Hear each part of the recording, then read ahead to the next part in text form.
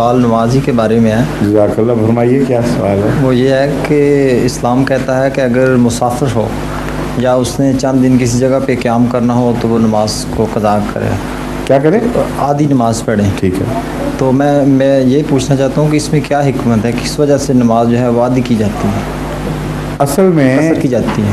نماز تھی اتنی، شروع دو رکعتوں سے ہوئی تھی اور بعد میں اس میں اضافہ ہو گیا تو نماز اصل کی طرف لوٹ آتی ہے، سمجھے ہیں؟ جی جو 4 رکعتیں تھیں جی وہ ابتدا میں 2 ہوا کرتی تھی اور پھر وہ 4 ہو گئیں اچھا اور وہ 2 کی طرف لوٹتی ہیں، اور جو 3 رکعتیں تھیں وہ شروع سے ہی 3 تھیں، اس لیے ان کا آدھا نہیں ہوتا، اور جو شروع سے ہی 2 تھیں ان کا آدھا بھی نہیں ہوتا، ورنہ صبح کی نماز کا بھی آدھا ہونا چاہیے تھا، دیکھا آپ نے؟ جی جی اس لیے منیمم 2 تھیں اور وہ 2 سے نیچے نہیں گرا۔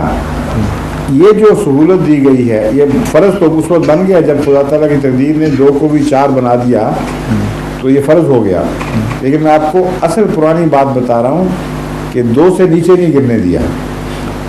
دوسری بات یہ ہے کہ سفر میں انسان کو عام روزمرہ کے حالات کے مقابل پہ کم سہولتیں مہیا ہوتی ہیں، جگہ کی سہولتیں، وقت کے لحاظ سے پریشانیاں، کئی قسم کی بے چینیاں۔ سفر آج کل کے زمانے میں بھی سفر ہی ہے، جیٹ پہ بیٹھ کے بھی جو جاتے ہیں جیٹ لیگ میں مبتلا ہو جاتے ہیں، تو یہ کہنا کہ اب سفر کے حالات بدل گئے درست نہیں ہے۔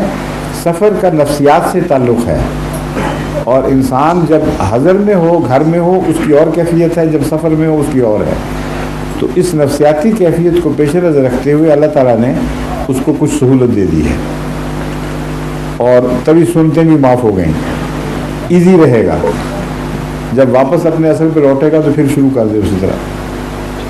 جزاک اللہ۔ آئیے